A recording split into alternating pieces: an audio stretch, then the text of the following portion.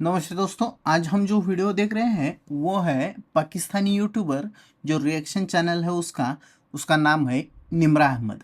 इसने एक इंसान से बात की है जिसमें उन्होंने बात की है कि भारत के असदुद्दीन ओवैसी जिन्होंने बिलावल भुट्टो को हर जगह पे दो डाला है, इसके बारे में ये बातें हुई हैं। चलिए देखते हैं। अस्सलाम वालेकुम, क्या नाम है? वालेकुम सलाम दानियाल। क्या करते हैं सर? मैं सॉफ्टवेयर इंजीनियर हूँ। Very good. आज हम बात करने वाले हैं पाकिस्तान और भारत के हवाले से। बिलावल भुट्टो जरदारी ने रिसेंटली न्यूयॉर्क में जाकर इंडिया को जवाब दिया है। उन्होंने कहा है कि भारत जितनी भी दहशतगर्दाना स्टेटमेंट्स पाकिस्तान के बारे में बोलता है, पास करता है, उसको अब नॉर्मल नहीं लिया जाएगा। और पहलगाम अटैक का जो मलबा है भारत ने जानबूझकर पाकिस्तान पर डाला है ताकि पाकिस्तान के मासूम लोगों पर, मासूम सिविलियंस पर स्ट्राइक की जाए, अनलॉफुल मिलिट्री एक्शंस किए जाए। इसके जवाब में एक भारतीय मुसलमान है, वहाँ पर एक जमात है AIMIM के नाम से, उसके प्रेसिडेंट है असदुद्दीन ओवैसी। वो कह रहे हैं कि बिलावल भुट्टो जरदारी की जो स्टेटमेंट है वो बिल्कुल फुलिश है। जब लास्ट टाइम पाकिस्तान की और भारत की एजेंसीज ने मिलकर बातचीत की थी या इंटरेक्शन करने की कोशिश की थी, 26/11 हो गया, पठानकोट हमला कर दिया गया था। उसके बाद पाकिस्तान ने किसी भी टेररिस्ट पर कोई एक्शन नहीं लिया। ज़कीर रहमान का उन्होंने नाम लिया है कि उसको माथे का ताज बनाकर रखा पाकिस्तान ने। फिर उन्होंने ये भी कहा कि जो बिलावल भुट्टो जरदारी है उनकी अपनी मदर बेनज़ीर भुट्टो को दहशतगर्दी का निशाना बनाया गया था और बिलावल भुट्टो को पता ही नहीं है कि उनको किसने कत्ल कर दिया। तो इस चीज़ का पहले जवाब दें, भारत पर उंगली बाद में उठाएं, ऐसा उनका कहना है। आप क्या कहेंगे इस हवाले से?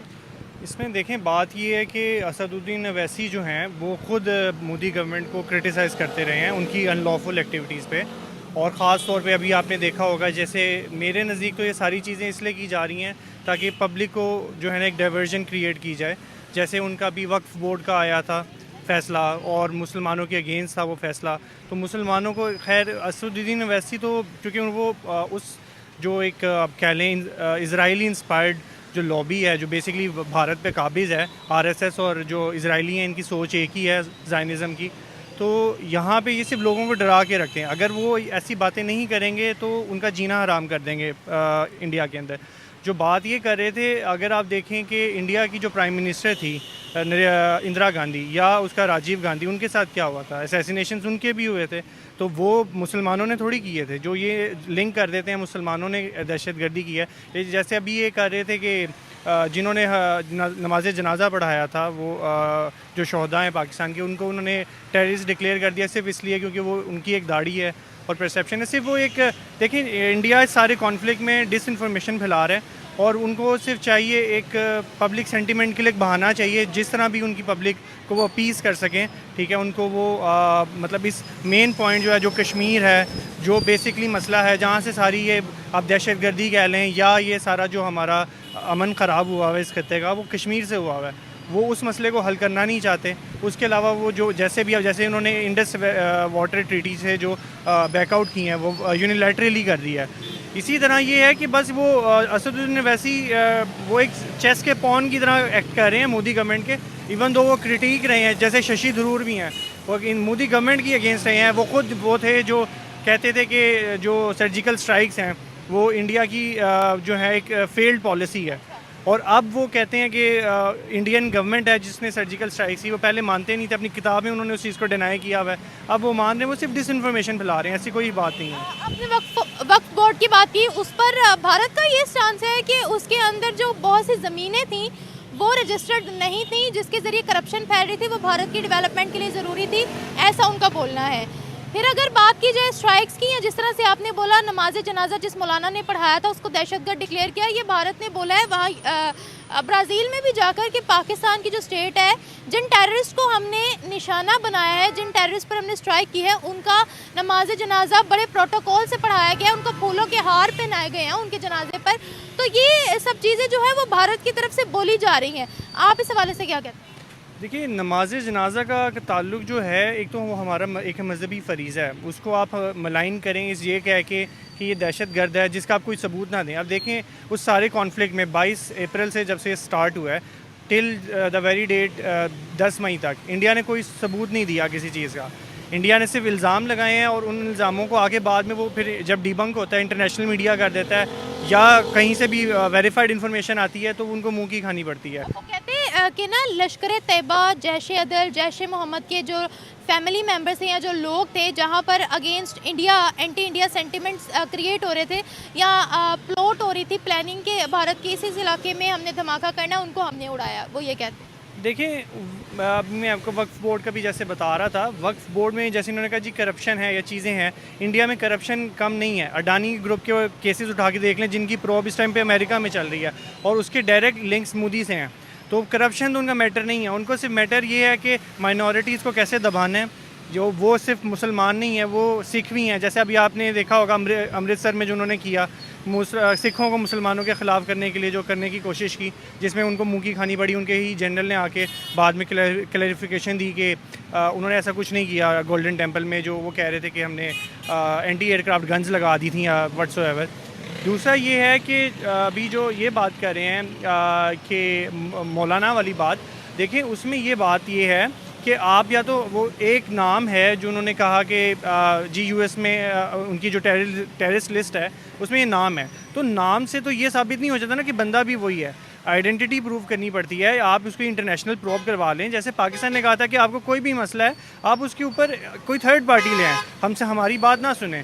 और जैसे अभी पठानकोट में मसला हुआ था जब लास्ट टाइम, तब इंडिया ही था जो उस इन्वेस्टिगेशन से बाहर चला गया था। तो पाकिस्तान तो ने कहीं पे भी उनके साथ जो है उनको हेल्प आउट करने में किसी भी तरह से मना तो नहीं किया, प्रॉब हुई नहीं उससे। तो ज़कीर रहमान का, हाफिज़ सईद का, मसूद अज़हर का, और भी लोगों का नाम लेते हैं। साजिद एक इन्होंने नाम पेश किया था यूनाइटेड नेशंस के अंदर। उन चीज़ों के बारे में आप क्या कहेंगे? फिर जब भी कश्मीर के अंदर कोई अटैक होता है तो वो कहते हैं कि ये पाकिस्तान के एजेंट है या ISI के एजेंट है, पाकिस्तानी एजेंसीज के एजेंट है। उस हवाले से आप क्या कहते हैं? और अक़वाम मुत्तहिदा हो, ब्राज़ील हो, कहीं पर भी कोई भी उनका डेलीगेशन जाए, कोई भी उनका ऑफिशियल जाए, पाकिस्तान के हवाले से जब भी बात होती है तो वो ये सारे नाम उनके सामने खोल कर रख देते हैं, क्या कहें?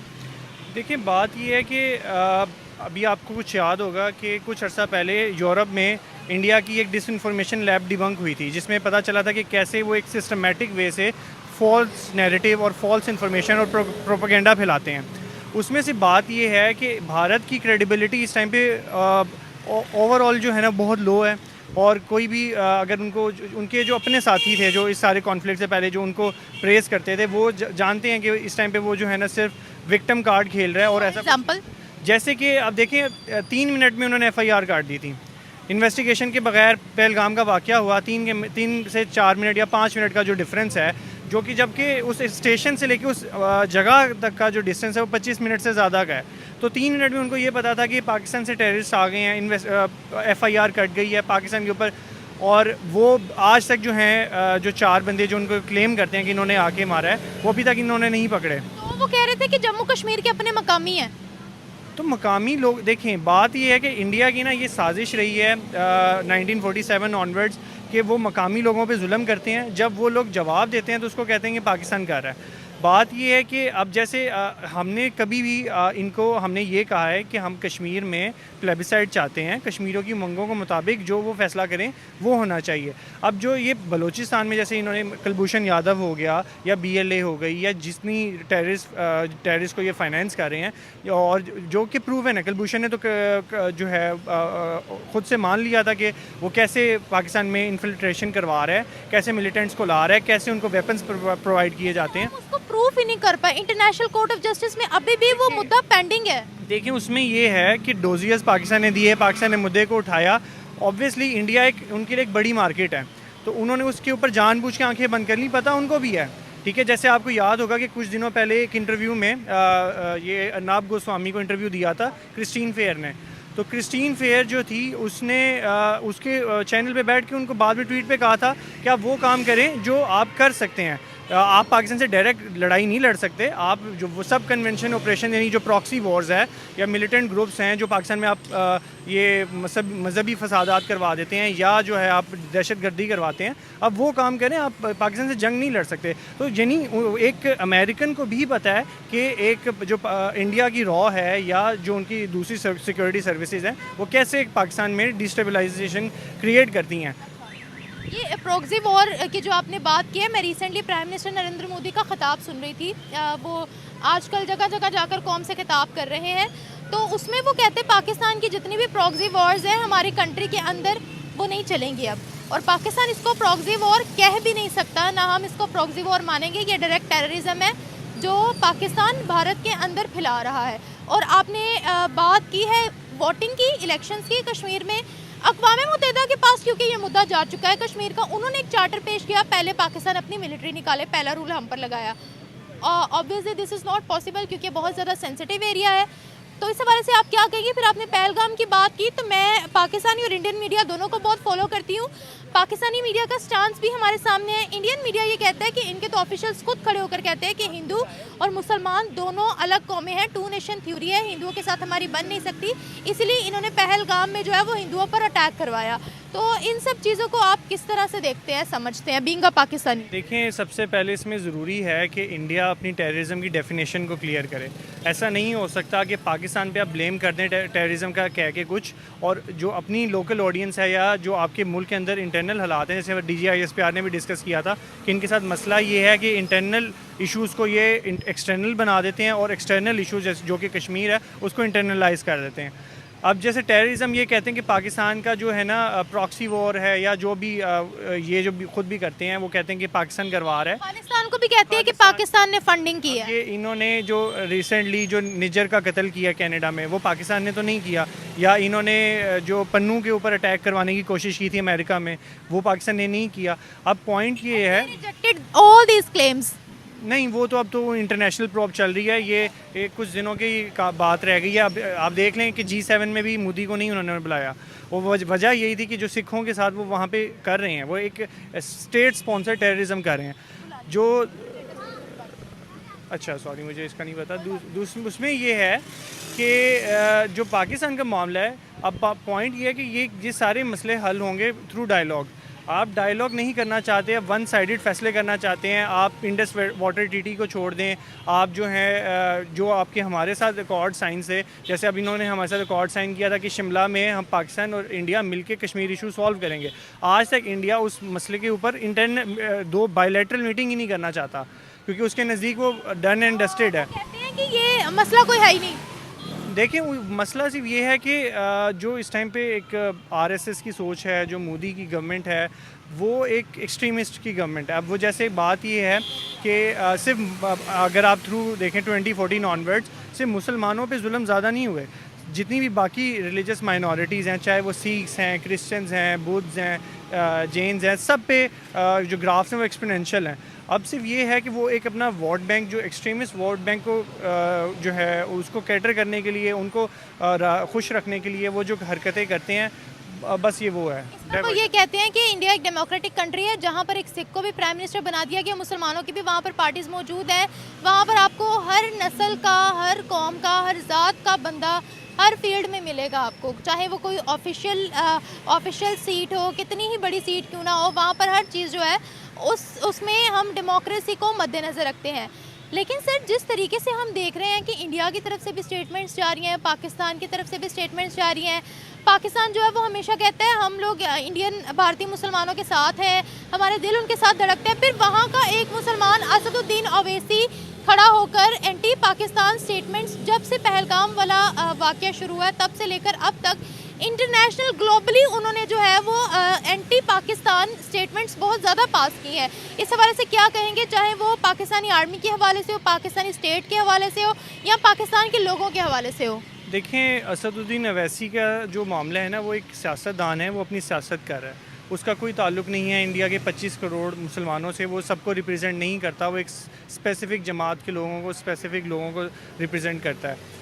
जो बाकी दूसरा बात रह गई थी वो ये थी कि जो इंडिया है, इंडिया का इशू जो कितनी बड़ी डेमोक्रेसी का, वो आप ये कह रहे थे, लेकिन बात ये है कि अगर वहाँ पे अब जैसे राहुल गांधी ने कोई एक, जैसे उन्होंने कहा कि आपकी फॉरेन पॉलिसी फ़ेल हो गई है, ठीक है, आप जॉइंट पार्लियामेंट सेशन बुलाएं, हमें बताएं कितना नुकसान हुआ है। तो राहुल गांधी एंटी नेशनल भी हो गया है, वो पाकिस्तान स्पॉन्सर्ड भी हो गया है। जो टॉलरेंस लेवल है, जैसे अब आप किसी यहाँ पे कोई डिस्कशन स्टार्ट हो तो हम किसी को एंटी नेशनल डिक्लेयर नहीं कर देंगे, या हम उसको ये नहीं कह देंगे कि ये इंडिया स्पॉन्सर कर रहा है। जो इंडिया में टॉलरेंस लेवल है वो ऑल टाइम लो है।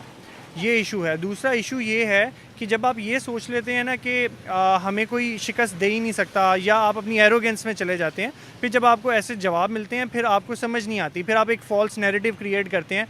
और अगर आप इनकी आरएसएस की सोच भी पढ़ें तो ये बेसिकली नाज़ी जो थे जर्मनी के, उनसे इंस्पायर्ड है। उनके जो गलवालकर है और जो इनका वीर सावरकर था, वो यही नाज़ी आइडियोलॉजी को इंडोर्स करता। तो उसमें भी नाज़ी यही करते थे कि फॉल्स नैरेटिव क्रिएट करते थे, प्रोपेगेंडा फैलाते थे, फैक्ट्स नहीं होते थे, और फिर अपनी आवाम को हाइप करके एक कम्युनिटी के अगेंस्ट करते थे। इंडिया में भी वही है। अब देखें, ये जो बात थी, जो इन्होंने कर्नल सोफिया कुरैशी को जो इन्होंने बिठाया था, और साथ जो एक विक्रम मिश्री थे, और जो थर्ड एक एयरफोर्स की थी, उसमें इशू सिर्फ ये था कि आपने जब वो क्रिएट कर लिया, अब आप उसका क्रेडिट स्कोर ले रहे थे ऑपरेशन सिंदूर का, और आपने उन सोफिया कुरैशी के भी रिसेंटली बहन ने स्टेटमेंट दी थी कि फोर्सफुली उनसे फूल डलवाए गए मोदी के ऊपर।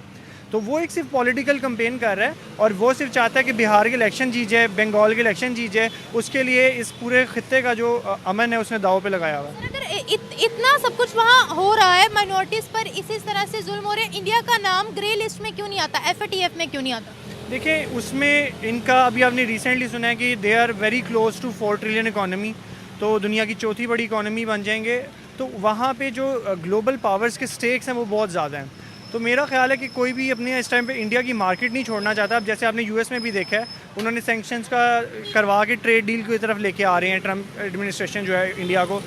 तो उसमें सिर्फ ये है कि वो इंडिया को आइसोलेट नहीं कर सकते, क्योंकि उनको वहाँ पे पावर डायनेमिक्स भी ऐसे हैं और ट्रेड डील्स भी ऐसी हैं कि वो लुक्रेटिव मार्केट है।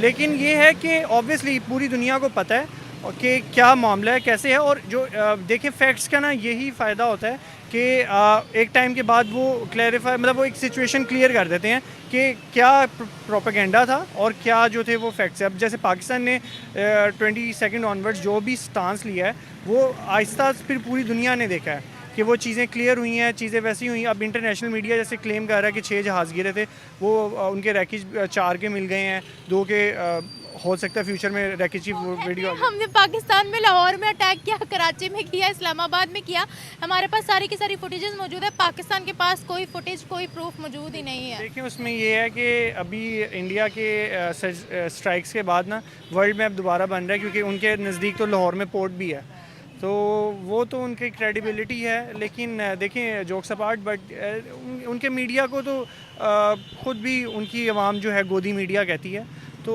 उनकी क्रेडिबिलिटी तो मैटर ही नहीं करती। वो ना ये गवर्नमेंट उतनी इफ़ेक्टिव है, ना उनका मीडिया। तीसरी बार आ गई है सर गवर्नमेंट।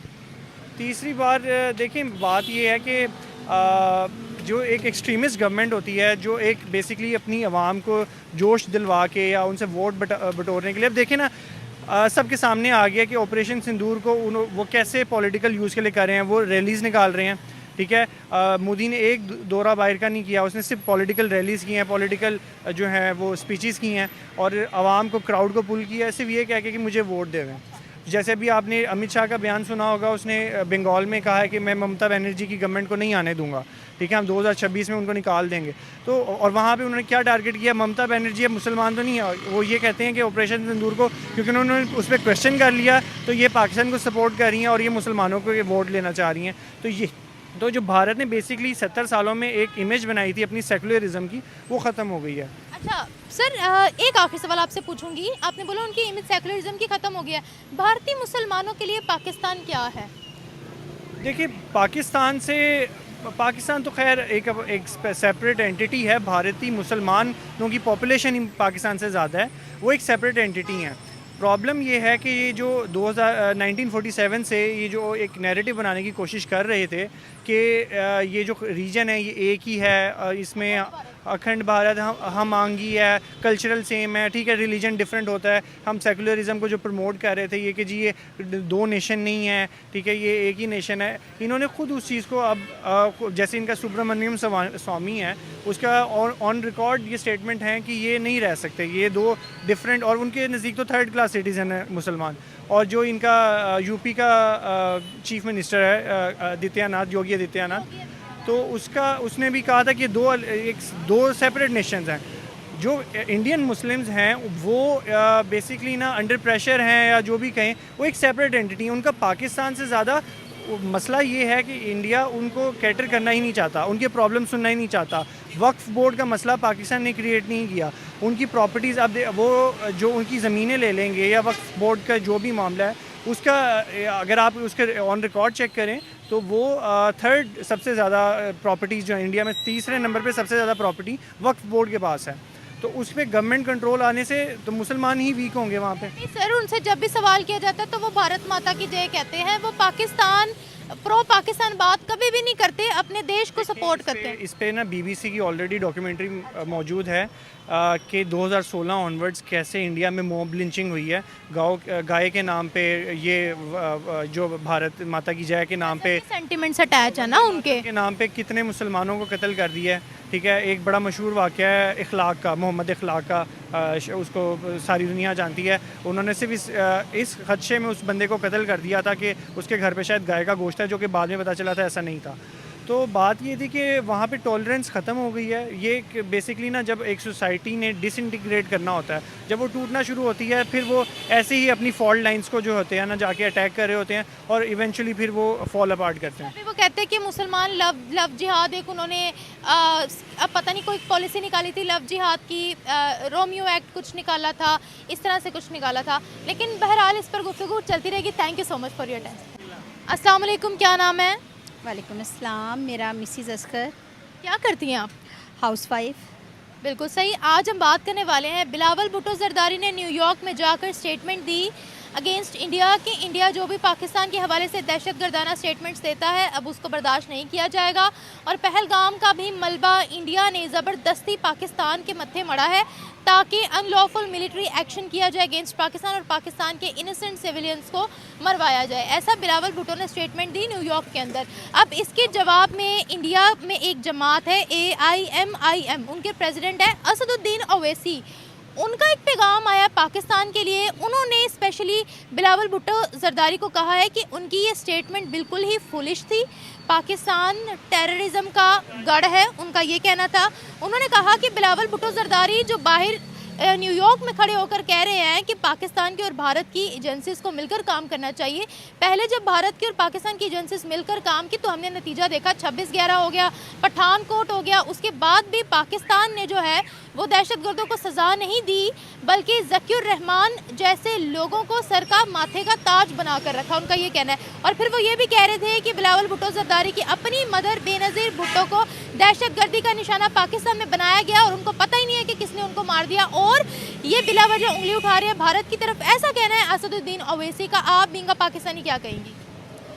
मैं यही कहूँगी कि पाकिस्तान एक पाकिस्तानी कौम अमन पसंद कौम है, मोहब्बत करने वाली, और वो इन चक्रों में या इन बखेड़ों में नहीं पड़ने वाले। पुरअमन कौम है, तरक्की पसंद है, तरक्की कर रही है। पाकिस्तान मज़ीद माशाल्लाह तरक्की कर रहा है। नवाज शरीफ की और नून लीग की हुकूमत में बेहतरीन इक़दामात हो रहे हैं। और ऐसा पाकिस्तानी कौम की तरफ से मैं यही बात करूँगी कि ये सब कुछ वो गलत बयानी से काम ले रहे हैं और वो जान के ये मर रहे हैं, सर पे मर रहे हैं वो। अब वो अपना झूठ छुपाने के लिए या वो ऐसे। पाकिस्तान हमेशा कहते हैं हम भारतीय मुसलमानों के साथ हैं, हमारे दिल वहाँ के मुसलमानों के साथ धड़कते हैं। वहाँ का मुसलमान उठकर पाकिस्तान को ये कह रहा है, इसके पीछे की क्या वजह है? अगर उनके दिल पाकिस्तानी कौम के साथ धड़कते हैं, पाकिस्तानियों को वो पसंद करती हैं, तो इस तरह की बयानबाजी से भी वो थोड़ा अवॉइड करें, इज्तनाब करें। नहीं, वहाँ के मुसलमान पाकिस्तान को क्या समझते हैं? देखने में सुनने में तो यही होता है कि भाई वो पसंद करते हैं, मोहब्बत का इजहार करते हैं, लेकिन आपके सामने ही है सारे हालात। ये बहुत बड़े पॉलिटिकल बंदे हैं जिन्होंने ये स्टेटमेंट दी है पाकिस्तान के हवाले से। क्या कहती हैं आप? क्या वहाँ के मुसलमान भी पाकिस्तान को दहशतगर्द समझते हैं? मेरा नहीं ख्याल। अच्छा, हमने दहशतगर्दी की कभी? या हमने दहशतगर्दी सही? दहशतगर्दी सही है लेकिन दहशतगर्दी की नहीं। दहशतगर्दी सही है कैसे? इतने यहाँ पे कितनी दहशतगर्दी अभी तक हो रही है। बलूचिस्तान में आप देख लें क्या हालात हैं, पारा चिनार के क्या हालात जा रहे हैं, पेशावर में अभी कुछ ही दिनों पहले क्या हालात हुए हैं। फिर वो 26/11 पठानकोट और बहुत से बंदों का नाम लेते हैं, वो उस हवाले से आप क्या कहेंगे? उस हवाले से तो मैं यही कहूँगी कि गलत बयानी कर रही हैं और इसके पीछे कोई ऐसी हकीकत नहीं है जो कि पाकिस्तान इन्वॉल्व हो या पाकिस्तानी कौम इन्वॉल्व हो। Thank you so much.